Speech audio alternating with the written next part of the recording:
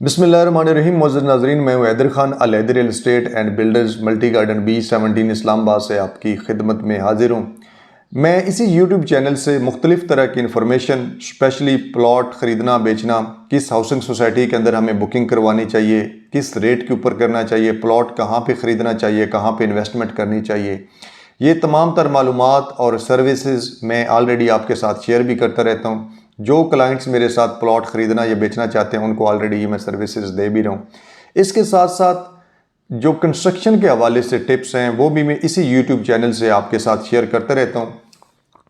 ये चीज़ें जो आपके साथ मैं शेयर करता हूँ ये कोई कॉपी पेस्ट नहीं है कि यहाँ से सुनी और इसको बता दी, यहाँ से पूछी और इसको बता दी। अल्हम्दुलिल्लाह ये मेरा अपना एक ज़ाती एक्सपीरियंस है जो मैंने टाइम गुजारा है। पाकिस्तान इंजीनियरिंग काउंसिल से मैं सर्टिफाइड हूँ और सरगोदा डिवीज़न में मैंने बिल्डिंग डिपार्टमेंट के अंदर बहुत अरसा तक काम किया है। 2012 से मैंने ये काम स्टार्ट किया था।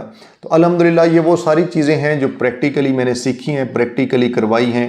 इस गवर्नमेंट के साथ साथ हमने प्राइवेट कंस्ट्रक्शन भी की है और ये तमाम तर मालूमात जो हमने प्रैक्टिकली की हैं, सीखी हैं, समझी हैं, कौन सी इम्प्लीमेंट होनी चाहिए, क्या इसका फ़ायदा और कौन कौन सी कमी बेशी होती है, कहाँ कहाँ पे ठेकेदार गलती करते हैं जिसकी वजह से बहुत ज़्यादा लोगों को बाद में पछतावा होता है। उनके पूरा स्ट्रक्चर, पूरी बिल्डिंग जो है वो ख़राब हो जाती है और एक पुराने एक खंडर जैसी वो बिल्डिंग लगने लग जाती है 3-4 साल के बाद। ये कौन कौन सी गलतियाँ होती हैं इंशाल्लाह मैं वक्तन फ़वक्तन ये टिप्स इसी यूट्यूब चैनल से आपके साथ शेयर करता रहूँगा। तो जो लोग अभी इस चैनल पे नए हैं, जिन्होंने अभी तक सब्सक्राइब नहीं किया, उनसे गुजारिश है कि आप चैनल को लाजमी सब्सक्राइब करें ताकि इस तरह की इन्फॉर्मेशन आपको मिलती रहे। नाज़रीन, आज हम बात करते हैं प्लस्तर के बारे में। प्लस्तर एक वाहिद ऐसी चीज़ है जो आपकी खूबसूरती में इजाफ़ा करती है। जब आप किसी घर के ऊपर पेंट करते हैं, आप कोई डिस्टेंपर करते हैं तो उसमें उसकी खूबसूरती तब बनती है जब उसका प्लस्तर खूबसूरत हो। अगर दीवार के अंदर से रेत गिर रही हो तो डेफिनेटली वहाँ पे आपका पेंट भी काम नहीं आएगा। वहाँ पे आपको किसी किस्म की, अगर उसके ऊपर आप कोई टाइल वगैरह भी लगाते हैं तो आप कुछ अरसे के बाद देखेंगे वो टाइल भी नीचे गिरने लग जाती हैं। तो इसलिए ज़रूरी है कि हमें प्लस्तर के ऊपर बहुत ज़्यादा फोकस करना चाहिए कि उसमें कौन कौन सी गलती करते हैं जिसकी वजह से प्लस्तर ख़राब हो जाता है। तो ये चीज़ें अल्हम्दुलिल्लाह सारी मेरे एक्सपीरियंस, जैसे आपको पहले बता चुका हूँ, एक्सपीरियंस से गुजरी हैं, खुद करवाई हुई हैं, खुद ये सारी चीज़ें मैनेज की हुई हैं, जिसके बाद मैं ये तमाम तर चीज़ें जो है आपके साथ शेयर करने लगा हूँ। और इंशाल्लाह मेरा दावा है कि इस तरीके से अगर आप प्लस्तर करवाएंगे, आप अपनी सुपरविजन में प्लस्तर करवाएंगे तो ईंट टूट सकती है मगर प्लस्तर नहीं गिरेगा इंशाल्लाह। और ये चीज़ें, चूँकि अक्सर लोग मैंने देखा है कि वो ज़िंदगी में एक घर बनाते हैं, बहुत ही कम लोग ऐसे होते हैं कि जो अपनी लाइफ में दूसरा घर भी बनाए, तो एक दो घर से उनको ये एक्सपीरियंस हासिल नहीं हो सकता। तो इसके लिए उन्हें कम से कम कोई 8-10 घर के बाद पता चलता है कि किस किस तरह की हम गलतियां करते हैं जिसकी वजह से ये तमाम तर परेशानियां बाद में 3-4 साल के बाद देखने को मिलती हैं। अच्छा, सबसे पहले जो चीज़ है आपने प्लस्तर के लिए ज़रूरी है वो ईंट का इंतखाब है।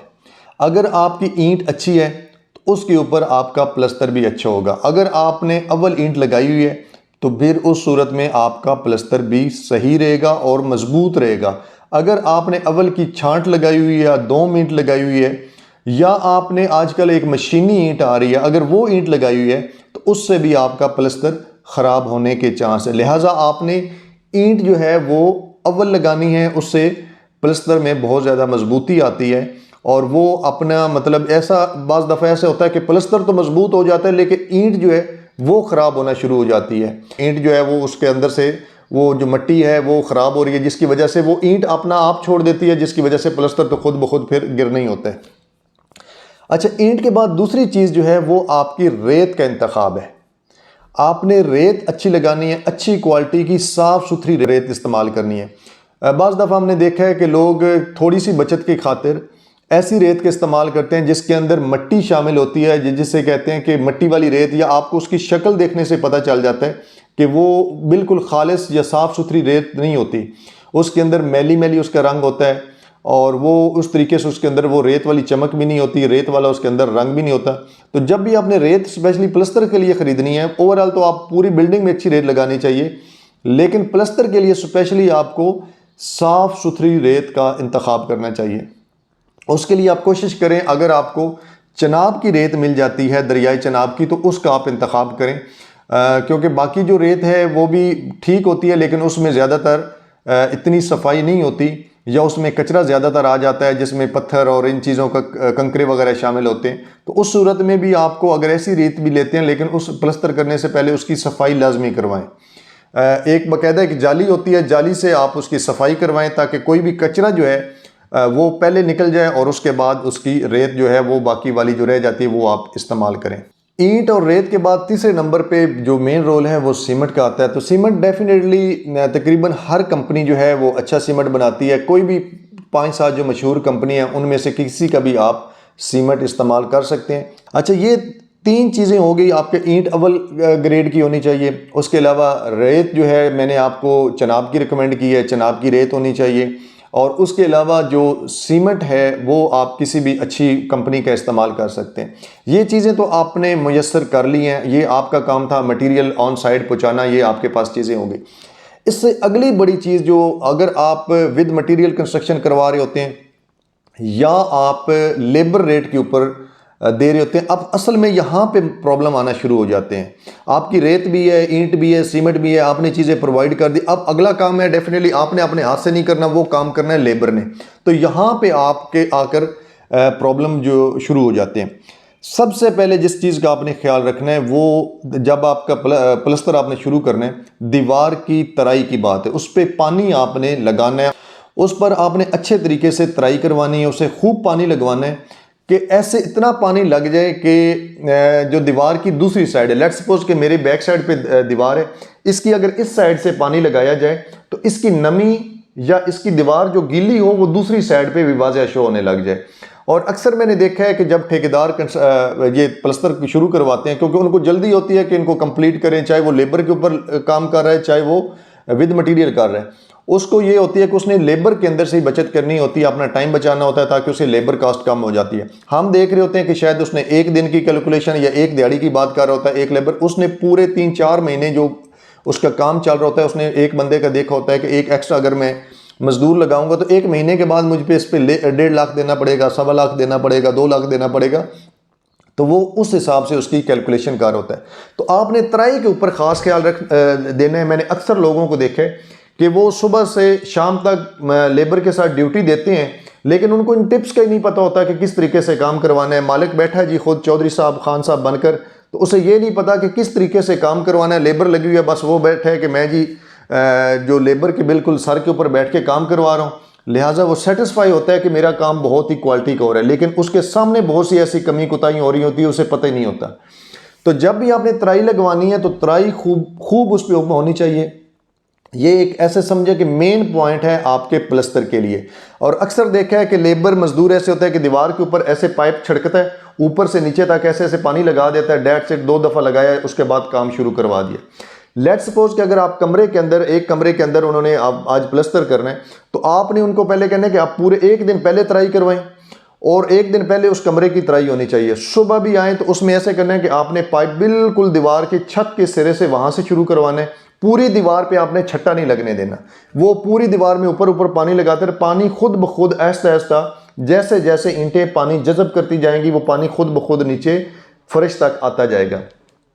आप देखेंगे कि पहली दफ़ा जब वो पानी लगाया, 3-4 जो उसकी ईंटों की तय हैं जो रद्दे लगे हुए हैं, वहाँ तक आके पानी खुद ब खुद जज़ब हो जाएगा। फिर जब वो दूसरी दीवार से इधर आएगा, फिर Aahista Aahista step by step वो पानी नीचे आएगा। लिहाजा आपने इस चीज़ का ख्याल रखना है कि वो आपने उसके ऊपर वो पानी छट्टे से नहीं लगवाना, बल्कि उसका छिड़काव नहीं करवाना। दूसरी तरफ से भी उसकी बाकायदा तौर पर दीवार को गीला होना ज़रूरी है। उससे ईंट में पकड़ बहुत ज़्यादा आ जाती है, ईंट बिल्कुल रेडी हो जाती है फिर उसको जज़ब करने के लिए सीमेंट और रेत को। अच्छा जी, अब आपकी तराई भी मुकम्मल हो चुकी है। अब इसके बाद जो अगला काम स्टार्ट होगा वो ये है कि जब अगर लेट्स सपोज कि दीवार बहुत ज़्यादा नमी आ जाती है या दीवार बहुत ज़्यादा गीली हो जाती है, तो उस सूरत में आपने खुश्क सीमेंट जो है, खालिस सीमेंट, उसके अंदर रेत शामिल नहीं होगी, सीमेंट का दीवार के ऊपर आपने छट्टा लगवाना है और अच्छा लगवाना है। मतलब ये नहीं कि यहाँ से लगा यहाँ पे नहीं लगा, यहाँ से लगा यहाँ पे नहीं, पूरी दीवार के ऊपर इक्वल जो सीमेंट वो लगना चाहिए। अगर लेट्स सपोज कि दीवार में ज़्यादा नमी नहीं है तो फिर उस सीमेंट का आप वो उसमें पानी डलवा कर उसे ग्रोट कहते हैं वो करवा लें, या आम ज़बान में लोग उसे नीरू कहते हैं, नीरू बनवा लें। उससे आपने पूरी दीवार के ऊपर छिड़काव करवाना है। छिड़काव करवाने के बाद फिर आपने उसके ऊपर प्लस्तर करवाना है। अब यहां तक आपका काम मुकम्मल हो चुका है। इसके बाद अगला मोस्ट इंपॉर्टेंट काम है, मैं कह रहा हूं ये सबसे ज़रूरी चीज़ है। फिर जिस तरीके से आपके तराई का होना बहुत ज़रूरी था, उसके बाद ये वाला अगला जो काम है ये उसके बाद बहुत ज़रूरी, ये है मिक्सिंग का काम। यहाँ पे आपने सीमेंट और रेत की मिक्सिंग करवानी है। जब आपने रेत को बिल्कुल साफ़ कर लिया है, साफ़ सुथरी रेत है, उसके बाद आपने सीमेंट की जब उसके अंदर मिक्सिंग करवानी है। यहाँ पे ठेकेदार मज़दूर बहुत बड़ी लापरवाही करते हैं, वो मिक्सिंग सही नहीं करते। वो उसको एक कल्टी दे देते हैं या ज़्यादा से ज़्यादा वो 2 देते हैं। आपने खुद देखा होगा कि उससे सीमेंट अक्सर साइड पे होता है, रेत कई दफ़ा ऐसी बीच में आ जाती है जो बिल्कुल उसके साथ सीमेंट लगा ही नहीं होता, सीमेंट उसके पास से गुजरा तक नहीं होता। तो आपने इस चीज़ का ख़ास ख्याल रखना है कि 3 दफ़ा आप उसको लाजमी मिक्स करवाएं। जो सीमेंट वो तैयार करने लगे हैं प्लस्तर के लिए, 1 बोरी का करें, 2 बोरी का करें, जो भी करें, उसको आपने अच्छी तरह 3 दफ़ा मिक्स करवाना है ताकि उसमें रेत और सीमेंट बिल्कुल आपस में यकसा हो जाए। और उससे पहले रेत भी खुश्क होनी चाहिए। ये नहीं है कि रेत नमी वाली हो, गीली रेत हो तो उससे वो मिक्स करें, उससे वो बाकायदा मिक्सिंग नहीं होती। सीमेंट बिल्कुल अलग होगा, रेत अलग होगी। जहाँ जहाँ पे रेत आएगी कुछ अरसे के बाद देखेंगे 2-3 साल के बाद जैसे दीवारों के अंदर नमी आएगी, बारिशों का मौसम आएगा या धूप गर्मी सर्दी आएगी, तो वो जो रेत होगी, रेत गिरना शुरू हो जाती है, जिसकी वजह से दीवारें ख़राब हो जाती हैं और जिसकी वजह से फिर ऊपर आप जो पेंट वगैरह डिस्टेंपर करते हैं तो वो बहुत गंदी लुक आती है और पेंट वगैरह भी गिरने लग जाते हैं। ठीक है, तो मिक्सिंग के ऊपर आपने ख़ास ख्याल देना है कि मिक्सिंग अच्छी तरीके से होनी चाहिए। ठीक है, अच्छा, उसके अलावा एक और चीज़ है कि आपने रेशो का खास ख्याल रखना है। अगर आप खुद मटेरियल दे रहे हैं या विद मटेरियल आपका ठेका है, 1/4 की आपकी रेशो होनी चाहिए। 1/3 भी हो सकती है लेकिन मोस्टली 1/4 होनी चाहिए। मतलब आपका एक हिस्सा सीमेंट होना चाहिए और 4 हिस्से रेत के होने चाहिए। इस रेशो से आप मिक्सिंग करवाएंगे तो फिर इंशाल्लाह वो इसकी जो रेशो वो बहुत अच्छी बनेगी और अच्छी मिक्सिंग हो जाएगी, तो वो फिर उसके लिए बहुत ज़्यादा मजबूती होगी। इसके बाद प्लस्तर कम अज़ कम आपका जिस तरीके से आप सादा ज़बान में कहें तो 4 सूतर या आम आसानी के लिए आपके साथ समझाऊँ को आधा इंच उसकी थिकनेस होनी चाहिए। उसकी मोटाई जो है वो आधा इंच तक सीमेंट की उस एक तय जो है वो लाजमी होनी चाहिए। उसके बाद वो बाकायदा उसको साल भी करते हैं, उसको लेवल भी करते हैं, उसको चेक करते हैं। और आपने बाकायदा तौर पर इसके ऊपर भी नज़र रखनी है कि सीमेंट में बाज़ दफ़ा प्लस्तर ऐसे करते हैं कि कहीं से 1 इंच कर दिया, कहीं से आधा इंच कर दिया। वो यकीनन उस टाइम लोग करते हैं जो मिस्त्री है वो नया है या उसे एक्सपीरियंस नहीं है। जो पुराना मिस्त्री है जो समझता है वो बाकायदा उस तरीके से ही करता है। तो आपने एक दफ़ा उस दीवार को साल से और उन चीज़ों से भी देख लेना है, या आप एक साइड से देखेंगे दीवार को, एक कोने से देखेंगे तो वो बिल्कुल आपको स्ट्रेट नज़र आएगी। उसमें किसी किस्म का कोई गड़ा धब्बा उठाव वगैरह इस तरीके से कोई चीज़ उभराव वगैरह वो चीज़ें नहीं होंगी। तो इस तरीके से आपने वो प्लस्तर करवाना है। अच्छा, ये प्लस्तर भी हो गया। अब यहाँ तक भी अभी भी काम कंप्लीट नहीं हुआ। इसके बाद कम अज़ कम आपने एक हफ्ता तक मुतवातर सुबह दोपहर शाम, अगर गर्मियों का मौसम है तो 3 दफ़ा, अगर सर्दियों का मौसम है तो आपने सुबह शाम अच्छी तरीके से जहाँ पे प्लस्तर हो चुका है वहाँ पे तराई करवानी है। इस तरीके से इंशाल्लाह 1 हफ्ते के बाद वो आपका प्लस्तर इतना खूबसूरत, इतनी उसमें चमक होगी और इतना दिलकश होगा कि वो एक तो मजबूत बहुत ज़्यादा होगा कि वो 10-20 क्या 50 साल भी वो टूटने का गिरने का नाम नहीं लेगा। उसके ऊपर जो आप डिस्टेंपर करवाएंगे, उसके ऊपर जो आप पेंट करवाएंगे, वेदर शीट करवाएंगे, वो भी उसकी भी लाइफ बढ़ जाएगी, उसमें भी ज़्यादा खूबसूरती आएगी, उसमें भी ज़्यादा चमक आएगी, उसका भी नज़ारा जो है वो ज़्यादा बेहतर होगा। तो ये टिप्स थी जो आपके साथ इंशाल्लाह मैं इसी यूट्यूब चैनल से मज़ीद भी शेयर करता रहूँगा। तो इन टिप्स के लिए, इसके अलावा ईंटें किस तरीके से लेनी है, सरिया का किस तरीके से इस्तेमाल होता है, बुनियादों का कौन कौन सी ये सारी चीज़ें होती हैं, इंशाल्लाह ये भी वक्तन फ़ौक्तन मैं आपके साथ इसी यूट्यूब चैनल से शेयर करता रहूँगा। तो मेरी कोशिश होती है तो अपने तमाम नाजरीन को, जहाँ मैं प्लॉट्स की इन्फॉर्मेशन देता हूँ, जहाँ मैं उनको फाइल्स का मशवरा देता हूँ कि किस हाउसिंग सोसाइटी के अंदर उनको रावलपिंडी इस्लामाबाद के अंदर बुकिंग करवानी चाहिए, कौन कौन सी अथेंटिक हाउसिंग सोसाइटीज़ हैं, कौन कौन सी ऐसी हाउसिंग सोसाइटी है जहाँ पे किसी किस्म का मसला मसाइल नहीं है, जिनके एनओसी क्लियर है, जहाँ पे आपकी इन्वेस्टमेंट डूबना तो दूर की बात, इंशाल्लाह वहाँ पे आपको प्रॉफिट होगा। तो ये सारी चीज़ें चूँकि हमारे एक्सपीरियंस से गुजरी होती हैं, हमने एक चीज़ को टाइम दिया होता है, हमें पता होता है कि कौन सा डेवलपर अच्छा है, किस हाउसिंग प्रोजेक्ट की लोकेशन अच्छी है और कौन सा हाउसिंग प्रोजेक्ट फ्यूचर में वहाँ से कोई बड़ा रोड गुजरने वाला है या इस तरीके से किस तरह की इन्फॉर्मेशन, तो इंशाल्लाह मैं इस तरह की अपडेट्स भी आपके साथ शेयर करता रहता हूँ। प्लॉट्स की, घरों की और फ्लैट्स, शॉप्स वगैरह की ख़रीदो फरोख्त भी अगर आप करना चाहते हैं, तो आप चाहते हैं कि आपका किसी ज़िम्मेदार, किसी रिस्पॉन्सिबल बंदे के साथ आप इस तरह की डील करें, तो स्क्रीन के ऊपर मेरा नंबर शो हो रहा है। इंशाल्लाह पूरी ज़िम्मेदारी के साथ आपकी सेल परचेज करेंगे और इस तरह की तमाम अपडेट्स प्रॉपर्टी से मुतल्लिक जो हैं वो भी आपके साथ इसी यूट्यूब चैनल से शेयर करता रहूँगा। वीडियो काफ़ी लेंथी हो गई है, इस तरह की वीडियो इंशाल्लाह मैं कोशिश करूँगा नेक्स्ट टाइम छोटी बनाऊँ। अपना ख्याल रखें और इसके अलावा चैनल को लाजमी सब्सक्राइब करें। अगर वीडियो पसंद आई तो लाइक भी लाजमी कीजिए।